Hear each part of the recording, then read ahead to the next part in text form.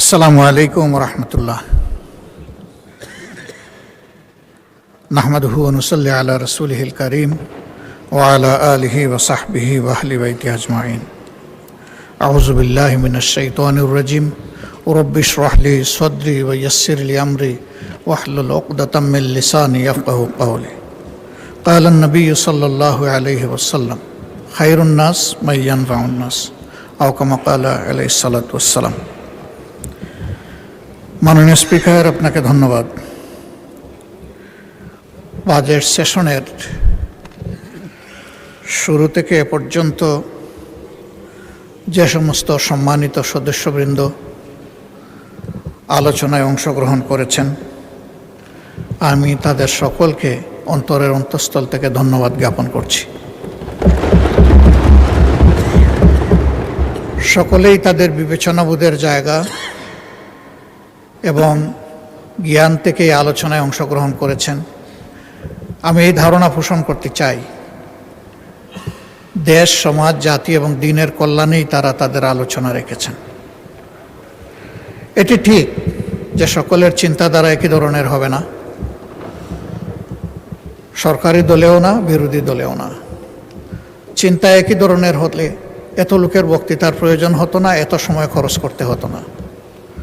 সবার পক্ষ থেকে দুই দিক থেকে একজন করে বক্তব্য রাখলেই বিষয়টা চুকে যেত। আমরা এখানে জনগণের ভালোবাসা এবং ভোটে নির্বাচিত হয়ে মহান আল্লাহর ইচ্ছায় আসার সুযোগ পেয়েছি এবং সবাই নিজের বিবেক, মহান আল্লাহ তাআলা আর প্রিয় জনগণের কাছে দায়বদ্ধ। এই দায়বদ্ধতার জায়গা থেকেই আমরা আমাদের বক্তব্য রেখে থাকি। বাজেট সেশন বছরের সবচেয়ে গুরুত্বপূর্ণ সেশন। এর ভিত্তির উপর পুরা বছরটি কেমন যাবে তাই নির্ভরশীল। আমি বিশ্বাস করি সকল সদস্যই সেদিকে খেয়াল রেখে তারা বক্তব্য উপস্থাপন করেছেন। আমি আমার বক্তব্যের সূচনায় গভীর শ্রদ্ধা প্রদর্শন করছি এবং তাদের জন্য মাগফিরাত কামনা করছি। মরহুম প্রেসিডেন্ট জিয়াউর রহমান, আল্লাহ তাকে শহীদ হিসাবে কবুল করুন। মাওলানা আব্দুল হামিদ খান ভাসানী, যার অসামান্য অবদান রয়েছে জাতির জন্যে। জেনারেল আতাউল গনি উসমানী, যিনি মুক্তিযুদ্ধে সফল নেতৃত্ব দিয়েছেন। স্বাধীনতার পতাকা উত্তোলনকারী আসম আব্দুর রব, যিনি সাহসী যুবক হিসাবে সেদিন গর্জন করেছিলেন। সকল শহীদ এবং জীবিত মুক্তিযোদ্ধা, 90-এর গণ আন্দোলনের শহীদ, 28 অক্টোবরের শহীদ, পিলখানা হত্যাকাণ্ডের শহীদ, শাপলা চত্বরের শহীদ, 17.5 বছর ফ্যাসিবাদী শাসনের বিরুদ্ধে লড়াই করতে গিয়ে যে সমস্ত লোক শহীদ হয়েছেন, বিশেষ করে আমার প্রিয় দলের সম্মানিত সিনিয়র নেতৃবৃন্দ। আমরা একটি কষ্টে ভোগা দল। আমাদের 1-2 করে 11 জনকে আমাদের বুক থেকে ছিনিয়ে নেওয়া হয়েছে। 12 নম্বর জন এখানে জীবিত আছেন। বাকি সকলেই দুনিয়া থেকে বিদায় নিয়েছেন। আল্লাহ তাআলা তাদের সকলকে শহীদের যথাযথ মর্যাদা দান করুন। তাদের দুঃখী পরিবারের প্রতিও আমি গভীর সমবেদনা জানাচ্ছি। সেই সাথে 24-এর গণ অভ্যুত্থানের সকল শহীদ, আহত এবং পঙ্গু এবং ফ্যাসিবাদী আমলে গুম হওয়া সকল পরিবার, ব্যক্তি, তাদের সকলের প্রতি আমি গভীর শ্রদ্ধা এবং সমবেদনা জ্ঞাপন করছি। পিলখানায় নির্মমভাবে যাদেরকে হত্যা করা হয়েছে, জাতির শৌর্যবীর্যের জায়গায় মূলত আঘাত দেওয়া হয়েছে। আমি তাদেরকেও গভীর শ্রদ্ধায় স্মরণ করছি এবং আল্লাহ তাআলার দরবারে তাদের শাহাদত কবুল হওয়ার জন্য দোয়া করছি। সীমাহীন ত্যাগের মধ্য দিয়ে আজকের এই পার্লামেন্ট গঠিত হয়েছে। এই পার্লামেন্ট আমরা মূল থেকেই বলে আসছি, মজলুমের পার্লামেন্ট। সঙ্গত কারণেই আশা করি যে পার্লামেন্ট এমন কোনো আচরণ করবে না যেটা মজলুম দেশবাসীকে আহত করে। এই পার্লামেন্ট দায়িত্বশীল আচরণ করবে, জাতিকে স্বপ্ন দেখাবে, জাতিকে জাগিয়ে তুলবে, জাতিকে ঐক্যবদ্ধ করবে এবং জাতিকে সামনের দিকে এগিয়ে নেওয়ার চেষ্টা করবে। মাননীয় স্পিকার,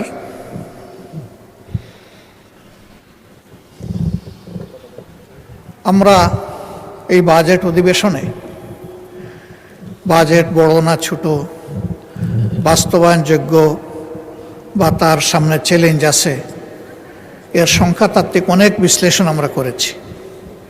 আমি ওই দিকে খুব একটা যেতে চাই না, কারণ এই ব্যাপারে বিস্তারিত আলোচনা হয়েছে। এই সংসদে আজকে আমরা যারা আছি, একসময় আমরা একদিকেই বসতাম, বিশেষ করে 2001 থেকে 2006, অল্প দুই একজন ছাড়া বা দুই একটি দল ছাড়া।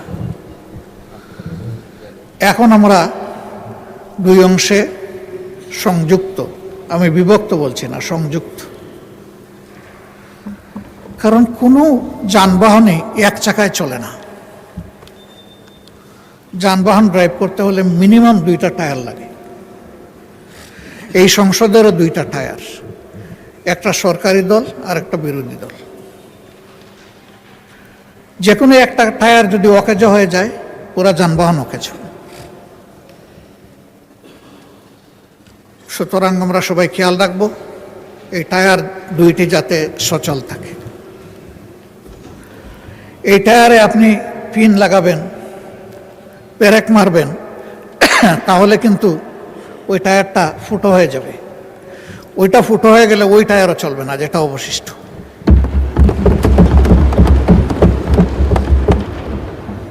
একটা চমৎকার টেন্ডেন্সি আমি লক্ষ্য করেছি। প্রায় সকল বক্তা কুচি কুচি করে কাটার পরে বলেন, এগুলো ছাড়েন, ছাড়িয়ে আসেন, আমরা ঐক্যবদ্ধভাবে দেশটা চালাই। ওই কুচি কুচি করার যন্ত্রটা আসেন আমরা ফেলে দিই।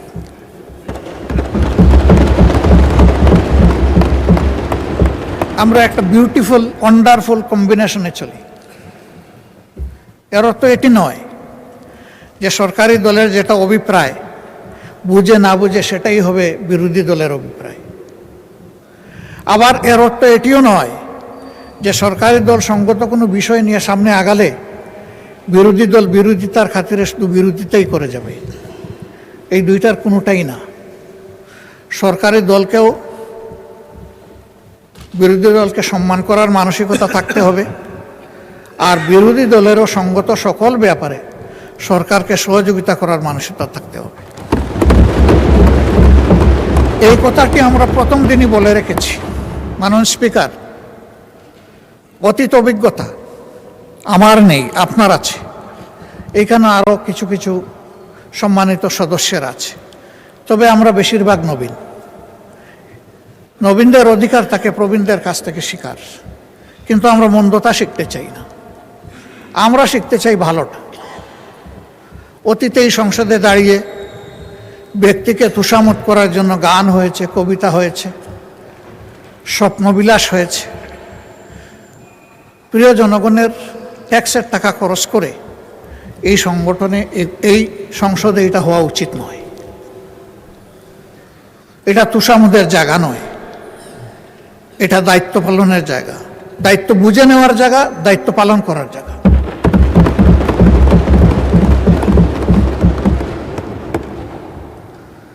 অনেক সময় ব্যক্তিকে খুশি করতে গিয়ে অন্যকে আবার বেশি করে আমরা আঘাত করে ফেলি। আমি প্রথম দিন আপনার মাধ্যমে অনুরোধ করেছিলাম অতীতের ব্যাড কালচারকে আমরা না বলি, বিশেষ করে এই সংসদে দাঁড়িয়ে চরিত্র হননের কোনো কাজ যেন না হয়, এবং আপনি যেন এটা এলাও না করেন। অভিজ্ঞতা বলছে তার কিছু উন্নয়ন হয়েছে, কিন্তু পুরোপুরি শেষ হয়নি। আমি আশা করব এরপরে আর এটা কন্টিনিউ করবে না। মাননীয় স্পিকার,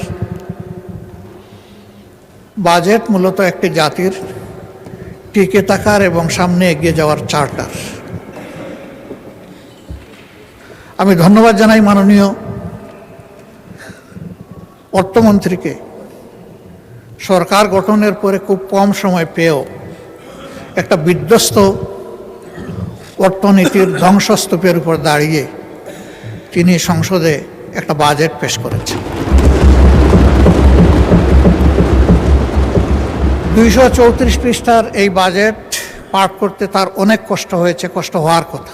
কয়েক ঘন্টা তাকে দাঁড়িয়ে বক্তব্য রাখতে হয়েছে। তার উপর একটি গুরুভার অর্পিত হয়েছে এই সংসদ এবং সরকারের পক্ষ থেকে। আমি এও বিশ্বাস করি তিনি তার জ্ঞান মতো এই বাজেটকে সর্বোচ্চ চূড়ায় নিয়ে যাওয়ার, সুন্দর করার তিনি চেষ্টা করেছেন। কিন্তু তারপরেও তিনি এবং তার টিম ব্যক্তিগতভাবে মানুষ, সমষ্টিগতভাবে মানুষ। মানুষের কোনো প্রয়াস সম্পূর্ণভাবে ভুলের ঊর্ধ্বে হওয়ার প্রশ্নই ওঠে না। এর মধ্যে ত্রুটি এবং ঘাটতি থাকবে, এটাই স্বাভাবিক। এটা আমি করলেও থাকত। বিরোধী দলের কাজ হচ্ছে ওয়াচ ডগের কাজ করা। তারা তীক্ষ্ণ দৃষ্টিতে দেখবে এই বাজেটের মাধ্যমে জনকল্যাণের পরিবর্তে কোথাও জনগণের কোনো ক্ষতি হচ্ছে কিনা, এবং বিশেষ করে সমাজের ন্যায্যতার ভিত্তিতে যাদের পাওনা আছে তারা বঞ্চিত হচ্ছে কিনা, এবং কোনো জায়গায় জনগণের অর্থের অপচয়ের প্রস্তাবনা আছে কিনা, এ বিষয়গুলো দেখা মূলত বিরোধী দলের কাজ। সরকারি দলের বন্ধুরা বিরোধী দলের সমালোচনাকে কেউ কেউ ওয়েলকাম করেছেন, আমি তাদেরকে ধন্যবাদ জানাই। আবার কেউ কেউ বিরক্তি প্রকাশ করেছেন, আমি তাদেরকেও ধন্যবাদ জানাই। এইসব বৈচিত্র্য নিয়েই এই সংসদ, এ বৈচিত্র্য থাকুক। সরকারি দল বাজেটের প্রশংসা করতে থাকুক, বিরোধী দল হালকা প্রশংসার সাথে ভারী ওয়াচডগের কাজটাও করে যাক। তাহলে বাজেট সত্যিকার অর্থে পূর্ণতা পাবে, এবং আমরা এটা আশা করতে চাই। বিরোধী দলের পক্ষ থেকে, এমনকি সরকারি দলের পক্ষ থেকেও কিছু কিছু বিষয়ে কিছু প্রস্তাবনা এসেছে, এবং আমি বেশ কিছু প্রস্তাবনাকে একান্তভাবে যৌক্তিক মনে করি। রেওয়াজ অনুযায়ী সম্পূরক বাজেটের উপরে কাট মোশন ছিল, সেখানে একটাও গ্রহণ করা হয় নাই। যদি 1 টাকার একটাও গ্রহণ করা হতো তাহলে ডেমোক্রেসিতে সুন্দর একটা চ্যাপ্টার যোগ হতো।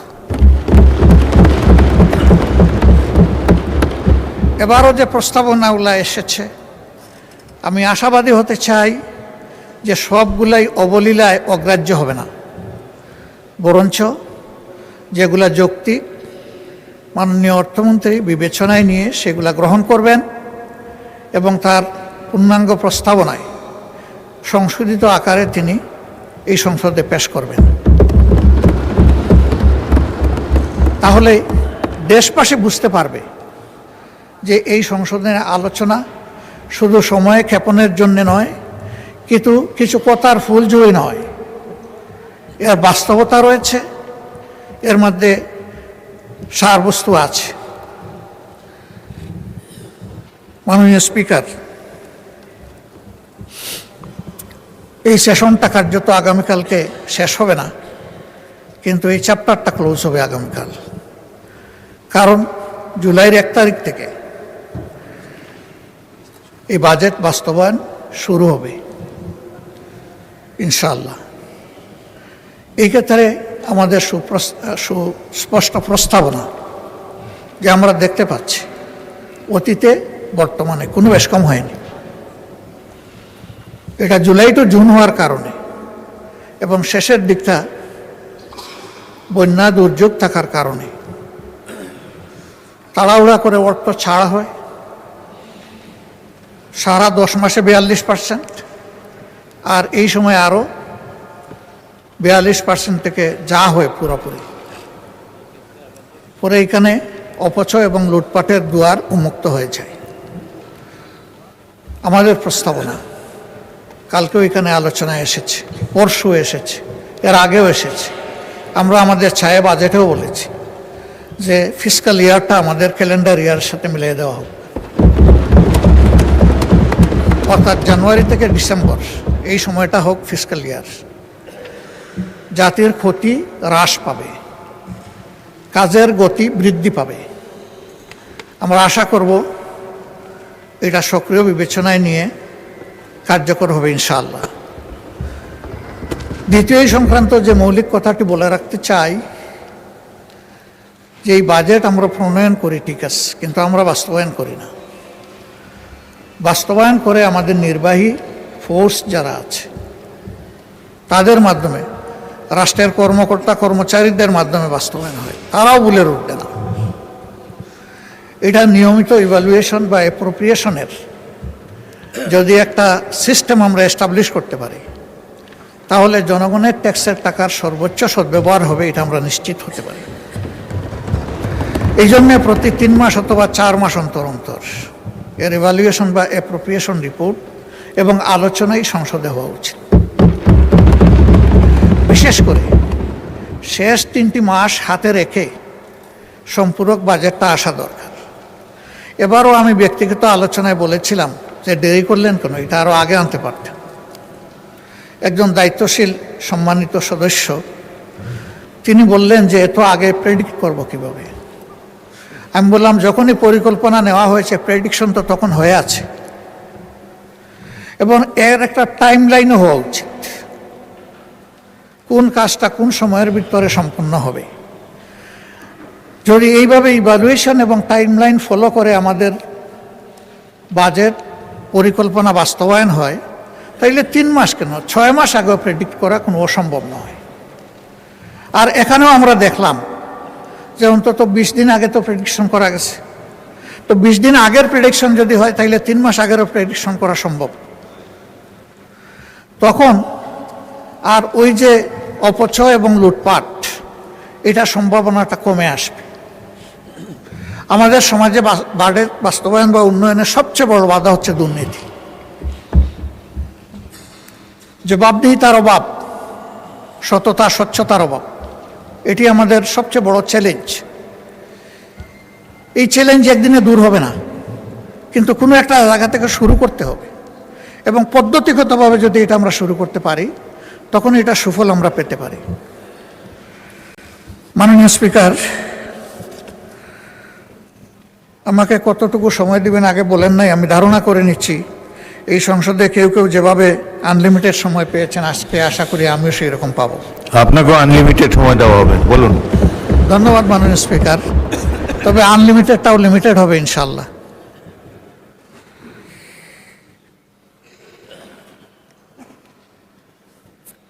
মাননীয় স্পিকার, আমি সব খাতওয়ারি বিষয়গুলো এখানে আনবো না। যে বিষয়গুলোকে আমি সবচেয়ে বেশি গুরুত্বপূর্ণ মনে করি সেই বিষয়গুলো এখানে আনতে চাই। বাজেট দেশের জনগণের জন্য, এখানে সকল জাতি গোষ্ঠী অঞ্চল সমন্বিত হবে, সম্পৃক্ত থাকবে। তবে একটা ইনসাফ ভিত্তিক বাজেট তখনই হবে যখন সমাজের পিছিয়ে পড়া অংশ এবং অঞ্চলকে অধিক গুরুত্ব দিয়ে বাজেটে সম্পৃক্ত করা হবে, এবং এই বাজেটের সুফল যখন সবাই পাবে, কেউ এর সুফল থেকে বঞ্চিত হবে না। এই বাজেটে আমরা লক্ষ্য করেছি তার ব্যতিক্রম আছে। সেই ব্যতিক্রমটা নিয়ে অনেকেই কথা বলেছেন, আমিও আবার কথা বলছি। শিক্ষা জাতির মেরুদণ্ড। আমাদের শিক্ষা ব্যবস্থা ভালো নেই। বিভিন্ন ধরনের অনিয়ম অপকর্মের কারণে এটা বিশ্বের মিনিমাম স্ট্যান্ডার্ড আমাদের দেশ মেনটেন করতে পারে না। 18 কোটি মানুষের দেশে এতগুলা পাবলিক বিশ্ববিদ্যালয়, এতগুলা প্রাইভেট বিশ্ববিদ্যালয়, কিন্তু বিশ্ব র্যাঙ্কিংকে গুরুত্বপূর্ণ জায়গায় আমরা এখনো জায়গা করে নিতে পারিনি, বরঞ্চ দিন দিন আমরা পিছিয়ে যাচ্ছি। এর মূল কারণ এই শিক্ষা প্রতিষ্ঠানগুলো নিয়ে আমাদের কোনো নির্দিষ্ট ভিশন নেই এবং সেই জায়গায় দক্ষতা বৃদ্ধির এবং দক্ষ লোকের সম্মান করার কোনো জায়গা নেই। বরাবরই রাজনৈতিক আনুগত্যকে প্রাধান্য দেওয়ার কারণে নিজেদের ইচ্ছা অনিচ্ছার লালন পালন করার কারণে আমাদের শিক্ষা পিছিয়ে যাচ্ছে। কোথায় গিয়ে থাকবে আল্লাহ ভালো জানে। থামাতে হবে, আর পিছনের দিকে যেতে দেওয়া যাবে না। এখন একটা জায়গা থেকে শুরু করে সামনে এগিয়ে যেতে হবে। সেই শিক্ষা আমাদের দেশে বহুমাত্রিক। এখানে সাধারণ শিক্ষা আছে, কেজি থেকে শুরু করে বিশ্ববিদ্যালয় পর্যন্ত। আবার এখানে মাদ্রাসা শিক্ষা আছে। মাদ্রাসায় আবার 2টি মৌলিক ধারা আছে, একটি আলিয়া মাদ্রাসা আর একটি কওমি মাদ্রাসা। আলিয়া মাদ্রাসা সরকারি কনসিডারেশনে যেটুকুই হোক আছে, কিন্তু বিশাল একটা অংশ কওমি মাদ্রাসা যারা, তাদের কোনো কনসিডারেশন এই বাজেটে নেই। অথচ সরকারের ট্রেজারিতে তারাও তো ট্যাক্স দিচ্ছে। প্রত্যেকটি নাগরিক কিন্তু পরোক্ষ এবং প্রত্যক্ষ কর পরিশোধ করে থাকে। তো তাদের তো হক আছে, তাহলে তারা কেন উপেক্ষিত হবে? হ্যাঁ, এখানে তাদের কিছু আশঙ্কা আছে। তাদের আশঙ্কা হলো সরকারি দান অনুদান সুবিধা যদি গ্রহণ করা হয়, তাহলে এই শিক্ষা ব্যবস্থার উপরেও সরকার ইচ্ছামতো নিয়ন্ত্রণ আরোপ করবে। তখন ইসলামী শিক্ষার মৌলিকত্ব ক্ষুণ্ণ হতে পারে। যদি তাদের সম্মিলিত যে সংস্থা আছে হায়াতুল উলিয়া, তাদের সাথে বসে তাদেরকে নিশ্চয়তা দেওয়া যায় যে আপনাদের পরামর্শ মোতাবেকই এগুলা পরিচালিত হবে, আমরা জোর করে কিছুই চাপাবো না। রাষ্ট্রের ট্রেজারিতে আপনাদের হক আছে, আপনাদের হক আপনাদের হাতে তুলে দেওয়া আমাদের দায়িত্ব, আমাদেরকে এই সুযোগ আপনারা সৃষ্টি করে দেন। তখন একটা রাস্তা বের হবে। আমি মনে করি তাদেরকে এই বাজেটে ইনক্লুড করা উচিত।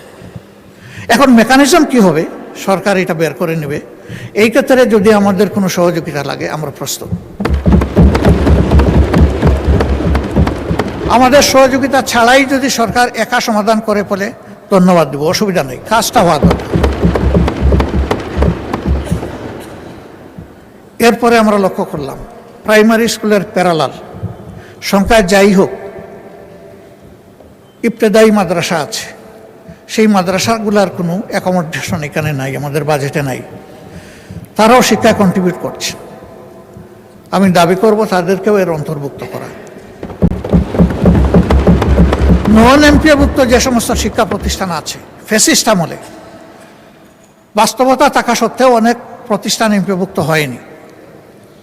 এটা ঠিক যে এই ধরনের বেশ কিছু প্রতিষ্ঠান থাকতেও পারে যাদের কোনো ন্যূনতম মান নেই, দেওয়ার মতো অবস্থা নেই।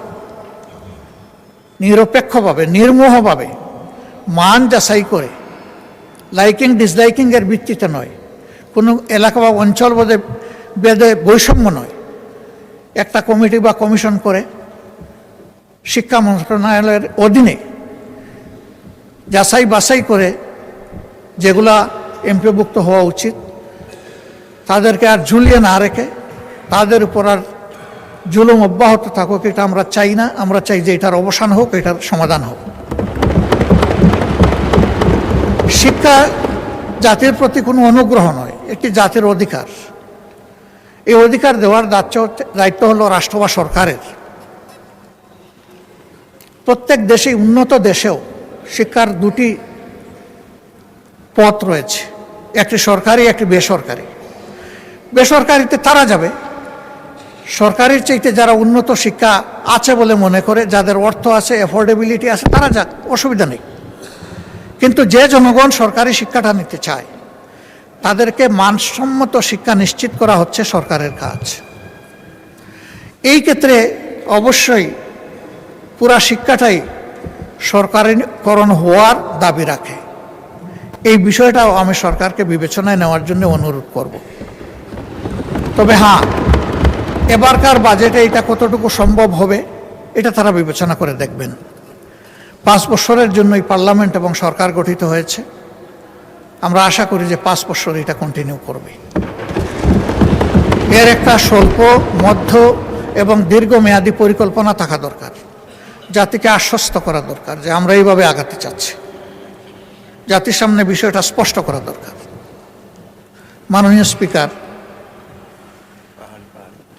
শিক্ষায় অনগ্রসর একটা জনগোষ্ঠী আছে, তারা আমাদের অংশ, তারা এই দেশের নাগরিক। তাদের একটা অংশ বা বড় অংশ পাহাড় অঞ্চলে বসবাস করে। যোগাযোগে, স্বাস্থ্যসেবায়, শিক্ষায় এই 3টা মৌলিক বিষয়ে তারা অনেক পিছিয়ে, এবং অনেক পিছিয়ে থাকার কারণেই পাহাড়ে অনবরত অস্থিরতা লেগেই আছে।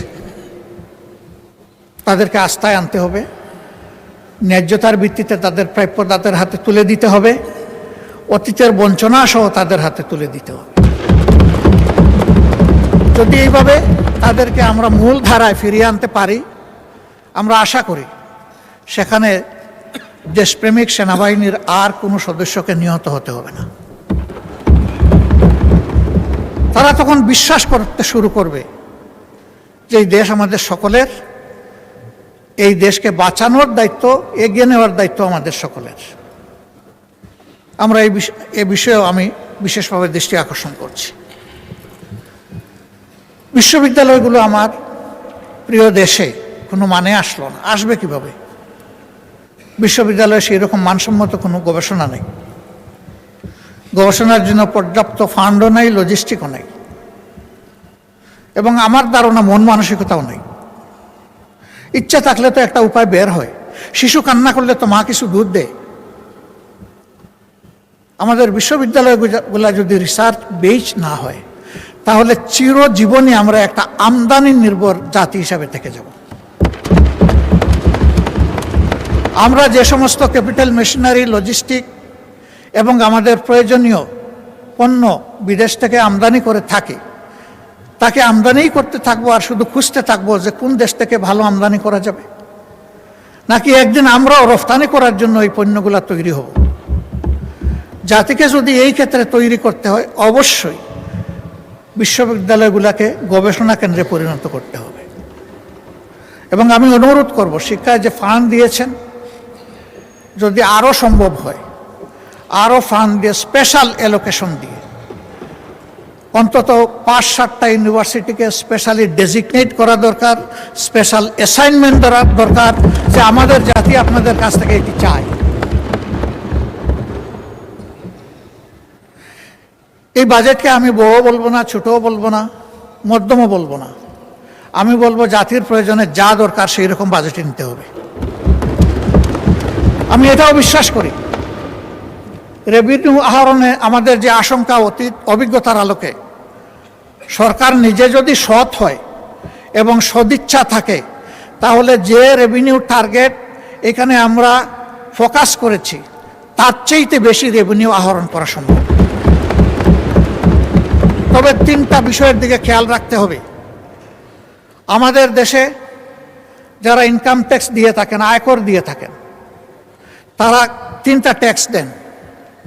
একটা হচ্ছে সরকারি ট্রেজারিতে জমা হয়, আরেকটা কিছু অসৎ লোকের পকেটে যায় যারা এই প্রক্রিয়ার সাথে জড়িত, আর আরেকটা চাঁদাবাজদের পকেটে যায়। এরকম যারা আয় করেন তাদেরকে যদি নিশ্চয়তা দেওয়া হয় ট্যাক্স শুধু একটাই হবে, দ্বিতীয়টা আর তৃতীয়টা থাকবে না, তাহলে আমি বিশ্বাস করি স্বপ্রণোদিত হয়ে এই সমস্ত ব্যবসায়ীরা আরও বেশি ট্যাক্স দিতে তারা আগ্রহী হবে। সেই সাথে এই ব্যবসায়ীরা যখন দেখবেন যে তাদের ব্যবসা যদি কখনো ঝুঁকিতে পড়ে, তখন সরকার এবং দেশ এসে তাদের পাশে দাঁড়ায়। এই আস্থা যদি তাদের মধ্যে তৈরি হয় যে ট্যাক্স শুধু ওয়ান ওয়ে টানেল নয়, এটা 2 ওয়ে টানেল, আমি দিব আর বিপদে পড়লেও আমি পাবো, সেই রকম আস্থার পরিবেশ যদি সৃষ্টি করা যায়, সকল দেশের ব্যবসায়ীরা, উন্নত দেশের ব্যবসায়ীরা যেভাবে এই ট্যাক্স দিয়ে থাকেন, আমাদের ব্যবসায়ীরাও সেটা দিবেন বলে আমি বিশ্বাস করি। তাদের যাদের সাথেই কথা হয়েছে তারা বলেছে যে আপনারা কাট মোশন করে ওই 2টা ছাঁটাই করে দেন, 2 নম্বর আর 3 নম্বর, দেখবেন আমরা ট্যাক্স দেই কিনা। ব্যবসায়ীদের মধ্যে সকলের উদ্দেশ্য সমান নয়, এর মধ্যে বেশিরভাগ ব্যবসায়ী সৎ, তারা সততার সাথে বাঁচতে চান, কিন্তু তাদেরকে বাধ্য করা হয় অসৎ হতে। আর কিছু আছে মজ্জাগতভাবে অসৎ, ওরা সব সময় সব জায়গায় লুণ্ঠন এবং ডাকাতির মানসিকতা নিয়েই তারা থাকে। এদের সংখ্যা বেশি নয়, তাদের নামের তালিকাও দীর্ঘ নয়, কিন্তু এই 5-7 জনের হাতেই গত 15টা বছর দেশ লুণ্ঠিত হয়েছে। আমরা বিস্মিত, এদেরকে আমরা সবাই চিনি, কিন্তু তাদের সাথে আমরা কেউ কেউ আবার গলাগলিও করি। আজকে বাজেট ঘাটতি খুব বেশি নয়, আমরা সবাই বলছি আমাদের 28 লক্ষ কোটি টাকা 15.5 বছরে বিদেশে লন্ডার করা হয়েছে, পাচার করা হয়েছে। সেই পাচার করা অর্থ কিভাবে ফিরিয়ে আনা হবে এই বাজেটে তার কোনো গাইডলাইন নাই, কোনো প্রস্তাবনা নাই। ওই পাচারকৃত অর্থের 9 ভাগের 1 ভাগ 26-27 অর্থ বছরে যদি আমরা ফিরিয়ে আনতে পারি, যদি সেই উদ্যোগ নেওয়া হয়, তাহলে আমাদের কোনো বাজেট ঘাটতি থাকবে না। এ টাকা আমাদের, এ টাকা জনগণের। এই টাকা ডাকাতি চুরি করে লুণ্ঠন করে নিয়ে যাওয়া হয়েছে। জনগণের সম্পদ জনগণকে ফিরিয়ে দিতে হবে, আর সম্পদের সাথে কালপিটদেরকে ফিরিয়ে আনতে হবে। শুধু সম্পদ আসলো, কালপিটরা থেকে গেল, তাহলে কিন্তু সঠিক শিক্ষা হবে না। ওদেরকেও ফিরিয়ে এনে শাস্তির মুখোমুখি করতে হবে, তাহলে বাকি আর কেউ কালো হাত জনগণের সম্পদের দিকে বাড়ানোর আর সাহস করবে না। আর এই বিষয়টা যদি উপেক্ষা করা হয়, তাহলে আগামীতে এর চাইতে বড় ডাকাত তৈরি হবে, এবং এরা ধরে নেবে যে এই নিয়ে মিডিয়ায়, সংসদে একটু চিল্লাচিল্লি হবে, কথাবার্তা হবে, তারপরে সব মালিশ, আর কিছুই থাকবে না। এখানে আমরা দৃশ্যমান কার্যকর পদক্ষেপ দেখতে চাই। এর জন্য সংশ্লিষ্ট দেশসমূহের সাথে MOU চুক্তি যা করতে হয়, আইনগত সকল পথ খুলেই আগাতে হবে, কিন্তু এই গতিটা যেন হরিণের গতি হয়, কচ্ছপের গতি না হয়। কারণ এই সম্পদ যত তাড়াতাড়ি ফিরে আসবে, রাষ্ট্র তত বেশি উপকৃত হবে, আমাদের বঞ্চনা দূর হবে। এই ব্যাপারে বিরোধী দল হিসাবে আমরা যাদের সাথে বসেছি, বিদেশের যে সমস্ত ডেস্টিনেশনে আমাদের এই টাকাগুলো গিয়েছে, আমরা তাদের সাথে পরিষ্কার কথা বলেছি, এই টাকা আমাদের, আপনারা ফিরিয়ে দিতে সাহায্য করুন। আমাদের সরকার যদি উদ্যোগ নেয়, তাদেরকে আপনারা সহযোগিতা করুন। বিরোধী দল হিসাবে আরও যদি কিছু করার আমাদের থাকে বলবেন, সেটাও আমরা করব। আমরা দেশকে ভালোবাসি। সরকারি দল বিরোধী দল বড় কথা নয়। এখান থেকে অনেকেই বলেছেন যে আপনারা এত সমালোচনা করেন, একদিন তো আপনারা সাইড বদল করে এখানেও আসতে পারেন। আল্লাহ ভালো জানেন, তুতিল মুলকা মান তাশা ওয়া তানজিউল মুলকা মিম্মান তাশা। আল্লাহ ভালো জানেন ক্ষমতার পালা বদল কখন হবে, কারে দিয়ে হবে, কিভাবে হবে, তবে হবে, এটাই কথা।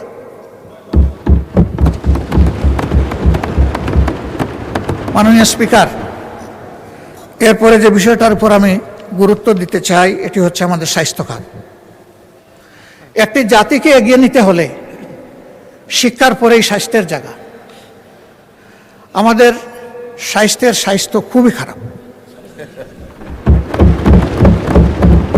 আপনি নিজেও এগুলা প্রত্যক্ষ করেছেন।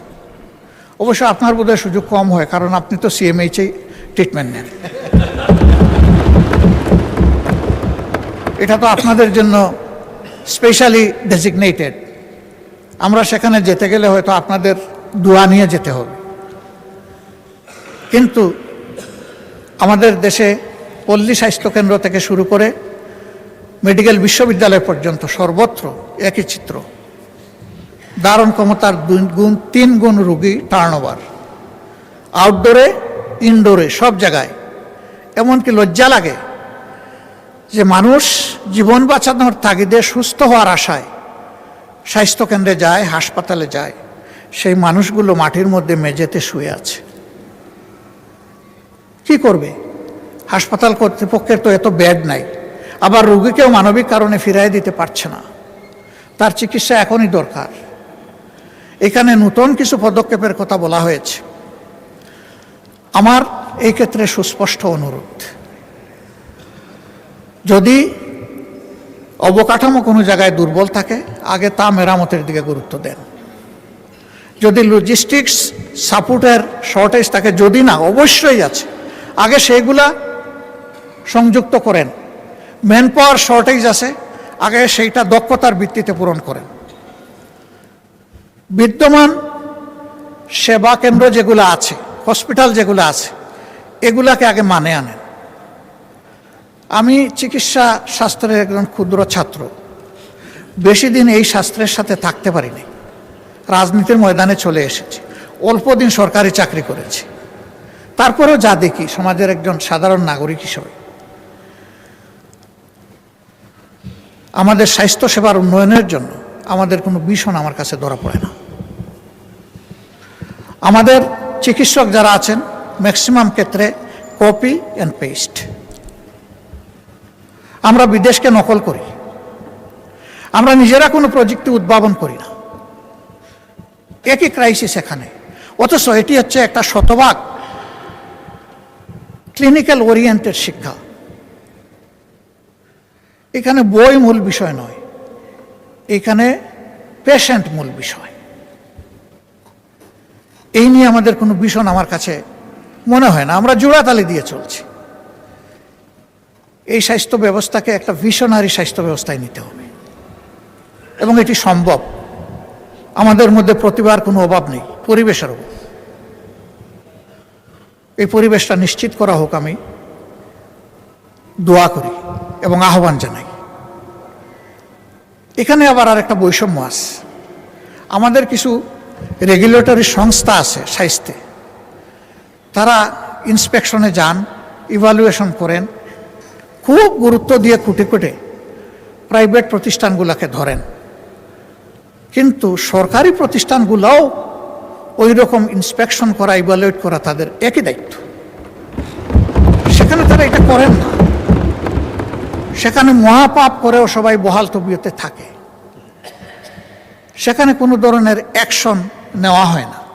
এটা এখন নতুন না, ওই চলে আসতেছে ধারাবাহিক।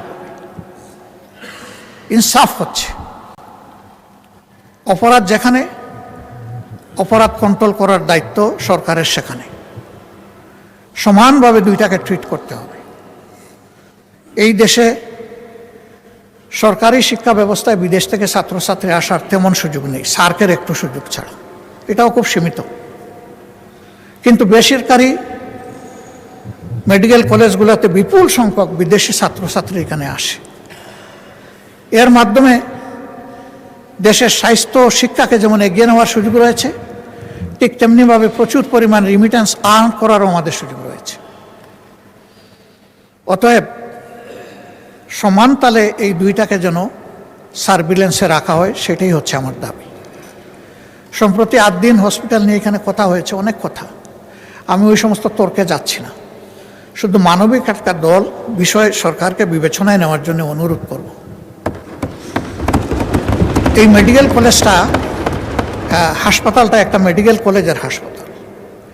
এটার সাথে প্রায় 750 স্টুডেন্টের, মেডিকেল স্টুডেন্টের সম্পর্ক, এবং প্রায় সমপরিমাণ নার্সের সম্পর্ক। এরা বই পড়ে ডাক্তার হতে পারবে না, এবং কেবল বই পড়ে নার্সও হতে পারবে না। এদের রুগী লাগবে, হাসপাতাল লাগবে। তাদের কোনো বিকল্প অ্যারেঞ্জমেন্ট না করে এই হাসপাতাল যদি বন্ধ রাখা হয়, তাহলে এই ছাত্রছাত্রীদের ক্যারিয়ারের দায়িত্ব কে নেবে? অনুরূপভাবে বিদেশ থেকে পরবর্তীতে এই সমস্ত শিক্ষা প্রতিষ্ঠানে আর কোনো ছাত্রছাত্রী ভর্তি হওয়ার কোনো আগ্রহ রাখবে না। বলবে মাঝপথে আমরা ব্ল্যাক আউট হয়ে যাব। এই সিদ্ধান্তহীন, অস্থিতিশীল, অনিশ্চিত গন্তব্যে আমরা যাব না। তাতে কি দেশের লাভ হবে? এখানে যারা কর্মকর্তা কর্মচারী আছে, যারা মালিক পক্ষ আছেন, সংগঠিত গঠনের জন্য আমরা সকলেই খুবই অনুতপ্ত, আমরা শোকাহত। সঠিক তদন্তের মাধ্যমে কারো দোষ প্রমাণিত হলে তার বিচার হোক, শাস্তি হোক, আমাদের কোনো আপত্তি নেই। কিন্তু প্রতিষ্ঠানের প্রয়োজনীয় সংস্কার যেটা দরকার, সময় বেঁধে দিয়ে সেটা করে এই হসপিটাল অতি সত্বর খুলে না দিলে এই সমস্ত জিনিস হুমকিতে পড়বে। এটা ঠিক, হয়তোবা তাদের কোনো দুর্বলতার কারণে এই ঘটনা ঘটেছে, কিন্তু এটাও ঠিক যে এখান থেকে লক্ষ লক্ষ মানুষ সেবা পেয়েছে এবং তারা এমন কিছু সেবা রেভিনিউ এখানে দিতে পেরেছে। আমিও একটা প্রাইভেট প্রতিষ্ঠানের সাথে জড়িত, আমি বলছি আমিও এটা দিতে পারিনি, এর দ্বারে কাছেও আমি দিতে পারিনি। তাদের ভালোকেও অ্যাপ্রিসিয়েশন দেওয়া হোক, আর তাদের কোনো অপরাধ থাকলে সেটাকেও বিবেচনায় নেওয়া হোক, কিন্তু আমাদের পদক্ষেপটা হোক মানবিক এবং যৌক্তিক। আমি বিশেষ করে মেডিকেল স্টুডেন্ট এবং নার্সদের তাদের একাডেমিক কেরিয়ার এবং জীবন বাঁচানোর জন্য আমি সরকারকে এ বিষয়টা গুরুত্ব দিয়ে বিবেচনা করার জন্য অনুরোধ করব। মাননীয় স্পিকার, সময় তো আমি বেশি নিয়ে ফেলছি, আর অল্প সময়ে আমি শেষ করব ইনশাআল্লাহ। প্রবাসীরা আমাদের সমাজের অংশ। এই প্রবাসীদের নিয়ে এখানে আমরা 2.25 ঘন্টা আলোচনা করেছি। সরকারি দল, বিরোধী দল, খুবই প্লিজেন্ট আলোচনায় আমরা অংশগ্রহণ করেছি, কিন্তু এই বাজেটে প্রবাসীদেরকে আস্থায় আনার, সম্মানিত করার বিশেষ কোনো উদ্যোগ আমার কাছে আমি লক্ষ্য করিনি। সেই আলোচনায় আমরা একটা প্রস্তাব দিয়েছিলাম যে প্রবাসীরা সরকারি দলের নয়, বিরোধী দলের নয়, তারা বাংলাদেশের। এই সংসদ থেকে একটা বিশেষ কমিটি বা টাস্ক ফোর্স করা হোক, যারা এই বিষয়গুলা নিয়ে মুভ করবে, দেশে দেশে তাদের সমস্যাগুলা চিহ্নিত করে তার সমাধানের চেষ্টা করবে। আমাদের প্রবাসীরা বিদেশে যাওয়ার সময় তার যেটুকু যোগ্যতা আছে, এই যোগ্যতার সাথে যেটুকু সামর্থ্য আছে সব উজাড় করে দিয়ে বিদায় হয়। জায়গা জমি বিক্রি করে, ধার দেনা করে যায়, হালের বলদ বিক্রি করে, এগুলা করে তারা বিদেশে যায়। এই যেতে গিয়ে তারাও বিড়ম্বনার শিকার হয়। মালয়েশিয়া একটা গুড হাব, যেখানে আমাদের প্রায় 20 লক্ষ লোক থাকে। সেই জায়গায় অতীতে অনেক কেলেঙ্কারি হয়েছে। সেখানে একটা কোম্পানি করে, নুরুদ্দিন আমিন, সে একটা কোম্পানি করে একটা সিন্ডিকেশনের মাধ্যমে 85,000-এ যেখানে একজন শ্রমিক ভাই যাওয়ার কথা, সেখানে তার কাছ থেকে নেওয়া হয়েছে 6 লক্ষ 7 লক্ষ টাকা। এখনও সেইটা বহাল আছে। আমি এই গণতান্ত্রিক সরকারকে অনুরোধ করব, হাত দেন, ভেঙে দেন সিন্ডিকেট, খুলে দেন দুয়ার, চলে যাক শ্রমিক মাত্র 85,000 টাকায়। যারা জেলের ভিতরে আছে তাদেরকে মুক্ত করার জন্য আমাদের মাননীয় প্রধানমন্ত্রী তার সফরে কথা বলেছেন, ধন্যবাদ। তারা মুক্ত হয়ে আসলে এবং যদি তারা সেখানে কাজ পায় আমরা খুব খুশি হব। এদের কোনো দোষ নাই, এরা বুঝে নাই কোনটা জালিয়াতি আর কোনটা সঠিক। দালালের খপ্পরে পড়ে তাদের ভাগ্যে আগুন জ্বলছে। এই দালালদেরকেও আইনের আওতায় আনেন, শাস্তির আওতায় আনেন। এই চেইনটা ভেঙে দেন, খান খান করে দেন। ওই চেইন রেখে মলম দিলে আমাদের কোনো লাভ হবে না, বারবার ফুসকা উঠতেই থাকবে। তাদের আরও অনেকগুলো সমস্যা আছে, আমি সেগুলার দিকে গেলাম না। আর মালয়েশিয়ায় শুধু প্রবলেম না, প্রবলেম সর্বত্র। এক জায়গায় হাত দিলে সব জায়গায় কভার হয়ে যাবে, এবং আমি বিশ্বাস করি এটা আনঅ্যাচিভেবল নয়, এটা অ্যাচিভেবল। এখানে দরকার সদিচ্ছা আর কঠোর পদক্ষেপ। আমরা সরকারের সাথে এই ব্যাপারে আছি।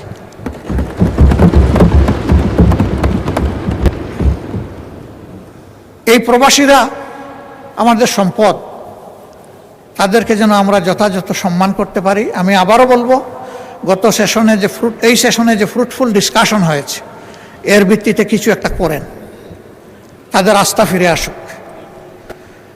যদি আমরা স্বচ্ছতা মেনটেন করতে পারি, আমাদের প্রবাসী ফ্লো আবার বেড়ে যাবে, অনেক বেড়ে যাবে। আর না হয় মালয়েশিয়ার মতো বারবার বাধাগ্রস্ত হবে। এই খুলবে, এই বন্ধ হবে, দরজা খুলবে, জানালা বন্ধ হবে, জানালা খুলবে, দরজা বন্ধ হয়ে যাবে। এই বিপদ থেকে বের হয়ে আসা দরকার। মাননীয় স্পিকার, এখানে এই বাজেটে আমাদের ৭১-এর মুক্তিযুদ্ধে যারা অংশগ্রহণ করেছেন তাদের পূর্বের ভাতাটা বহাল রাখা হয়েছে। খেতাবপ্রাপ্ত মুক্তিযোদ্ধাদের ভাতা কিছুটা বৃদ্ধি করা হয়েছে। আমি অনুরোধ করব সকলেরটা বৃদ্ধি করে দেন। প্রয়োজন সবার আছে। খেতাব যারা পেয়েছেন তাদেরকে তো জাতি আলাদা সম্মান করে, কিন্তু প্রয়োজনটা আছে সবার। এই জন্য সবাইকে এই জায়গায় সম্মানের জায়গায় আমরা নিয়ে আসি। গত 17.5 বৎসরে যত মানুষ জুলুমের শিকার হয়েছে, এমনকি 28 অক্টোবর থেকে, 28 অক্টোবর শুধু জামাতের লোকেরা নিহত হয় নাই, একদিনে 34 জন মানুষ বিরোধী দলের নিহত হয়েছিল। তার মধ্যে 14 জন জামাত ইসলামের, 20 জন বিএনপির। পল্টনের ঘটনাটা ছিল সবচাইতে লোমহর্ষক, হৃদয় বিদারক, অমানবিক, পাশবিক। এই জন্য এইটা রেকর্ডে গিয়েছে। তাদেরকেও এই মজলুমের তালিকায় এনে 17.5 বৎসরে যারা খুন এবং গুমের শিকার হয়েছেন তাদের সকলকে বিবেচনায় আনা দরকার। জুলাই আন্দোলনে জুলাই যোদ্ধাদের যে সম্মান দেখানো হয়েছে, বিগত সরকার এটা দেখিয়েছে। আমি অনুরোধ করব এটাকে আরো আপহোল্ড করার জন্য। এই সরকার যেন আরো নতুন কিছু ভালো যোগ করে এখানে, তাহলে এই দেশের মায়েদের গর্মে বেশি বেশি করে বীর জন্ম নেবে ইনশাআল্লাহ। যখন বীর মাতারা দেখবেন তাদের সন্তানদেরকে সম্মান করা হচ্ছে, তখন এই দেশ বীরের দেশে পরিণত হবে। এর সর্বশেষ ভিকটিম হচ্ছে শরীফ ওসমান হাদি। আল্লাহর দরবারে তারও শাহাদত কামনা করছে।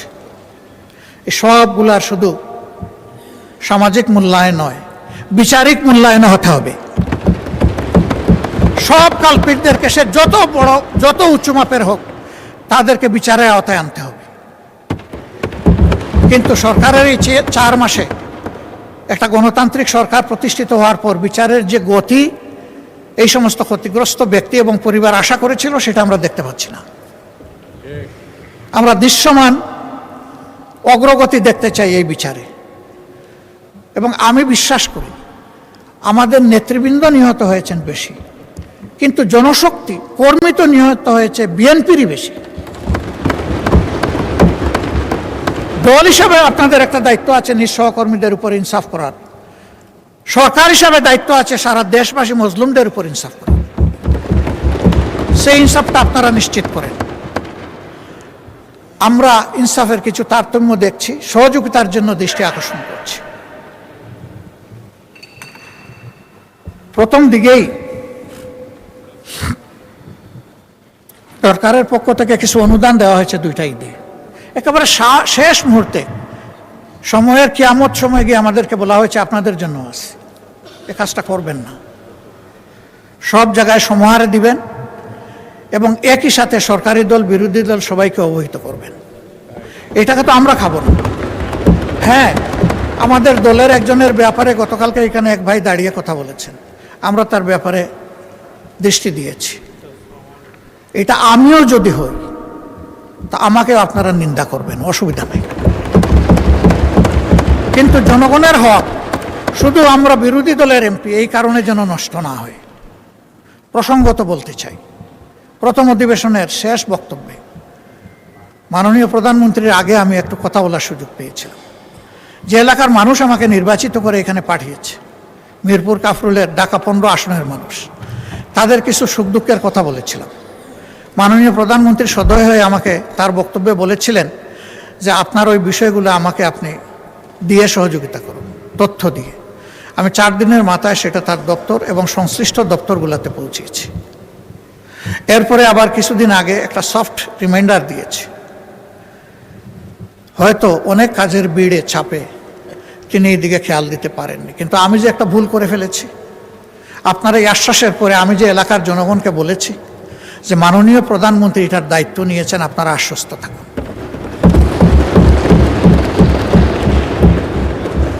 আমি মাননীয় প্রধানমন্ত্রীকে বলেছিলাম অবস্থাটা পানির জন্য কারবালার মতো, এক ফোঁটা পানি পান করার সুযোগ দিন। পানির জন্য এখন ডেইলি সেখানে মানুষ বিক্ষোভ করে। আবার কিছু অসাধু ব্যক্তি রাজনৈতিক যুগ সাজসে রাতের বেলা এরা পানির পাইপ কেটে বিভিন্ন জায়গায় তাদের পাওনাটা আদায় করে, অবৈধ পাওনা আদায় করে সেখানে পানির অবৈধ সংযোগও দিচ্ছে।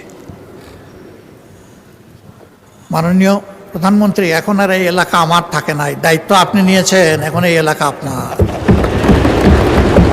বদনাম সুনাম যা হবে আপনার হবে, আমি কিন্তু ভার মুক্ত। আমি বলে দিয়েছি যে উনি দায়িত্ব নিয়েছেন,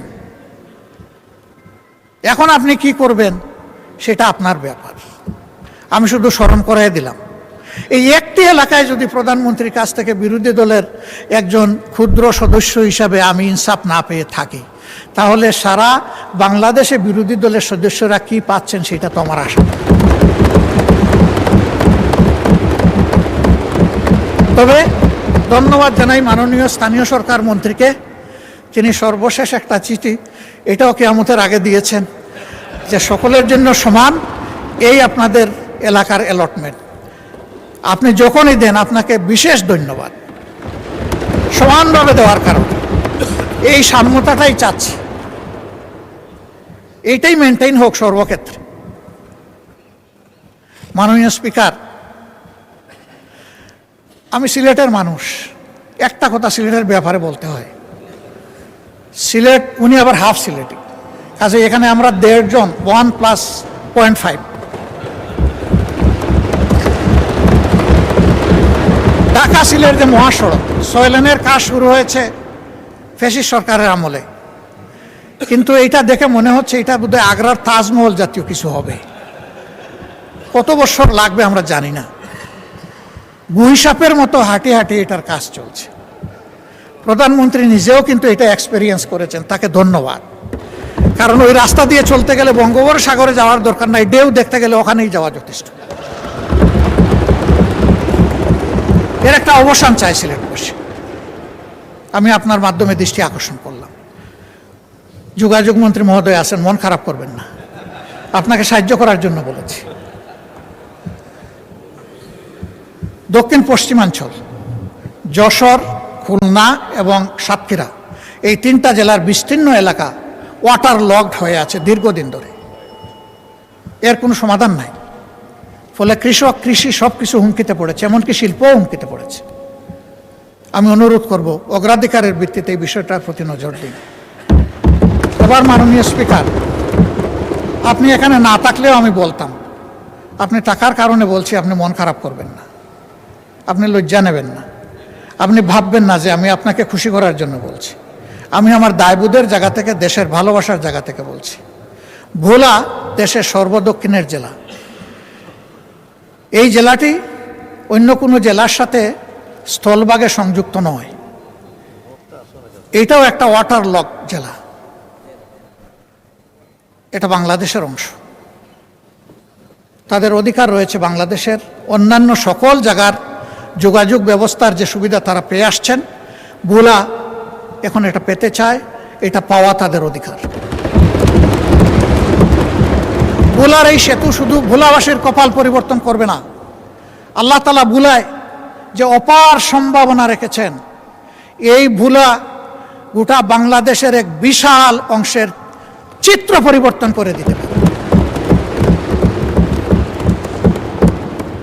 এই জন্য আমাদের নিয়ামতের খনি এই ভোলা যেন আর উপেক্ষিত না থাকে।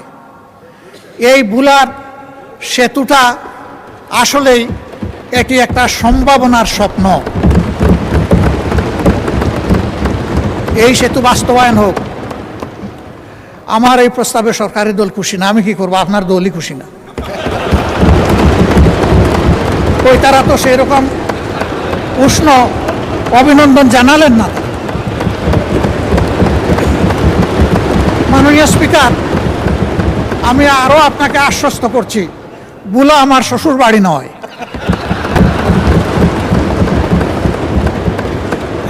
কিন্তু ভোলা বাংলাদেশের অংশ। বাংলাদেশের প্রতি ইঞ্চি জায়গাকে আমি বিশ্বাস করি এই 350 বা 348 জন সংসদ সদস্য অন্তরে ধারণ করেন। আমিও ধারণ করি, তাই আমার দায়বোধের জায়গা থেকে আমি কথাগুলো বলি। বুলার উন্নয়ন, পুরা দক্ষিণ অঞ্চলের উন্নয়ন বয়ে আনুক, আমি দোয়া করি। আর আমি কথা বাড়াচ্ছি না, অনেক সময় নিয়ে নিছি। আপনি আনলিমিটেড দিয়েছিলেন, আসলে আমি আনলিমিটেড করে ফেলেছি। ও, এই দিক থেকে আওয়াজ আসতে তিস্তা মহাপরি। আমি মাননীয় প্রধানমন্ত্রীকে অভিনন্দন জানাই আরেকবার। তার সফরের পরে অভিনন্দন জানিয়েছিলাম, আরেকবার অভিনন্দন জানাই। তিস্তা মহাপরিকল্পনা বিষয়ে তিনি শক্তিশালী বন্ধু দেশ চীনের সাথে কথা বলেছেন এবং পানি সম্পদ মন্ত্রী গতকাল তার বক্তব্যে আশ্বস্ত করেছেন যে ইনশাল্লাহ যে নামেই হোক কাজ শুরু হয়ে যাবে। আমরা নামের কাঙ্গাল নই, আমরা কামের কাঙ্গাল। কামটাই দেখতে চাই। নাম নিয়ে শেষ কথা বলে আমি বিদায় নেই। আমি সিলেটের মানুষ, চাকরি করেছি সুনামগঞ্জ, আমার বাড়ি মৌলভীবাজার, বিয়ে করেছি সিলেট জেলায়। 3টা জেলা আমার কাভার হয়েছে। তো সুনামগঞ্জে একটা শিক্ষা প্রতিষ্ঠান স্থানীয় লোকেরা গড়ে তুললেন তাদের নিজের অর্থে এবং পরিশ্রমে। ভালো মানসম্মত একটা কলেজ, কিন্তু এমপিওভুক্ত হয় না। এইটা 96-2001 সালের সরকারের সময়। কোন সরকার ছিল এটা বুঝতেই পারছেন। তো মন্ত্রী মহোদয় এলাকার যিনি ছিলেন, তার একজন ঘনিষ্ঠ লোককে এলাকার লোকেরা ধরলো যে আমাদের এইটা একটু আপনি করে দেন। সে যখন গিয়ে বলল, তো উনি বললো ঠিক আছে করে দিব, এখানে আমার নাম থাকবে কিনা।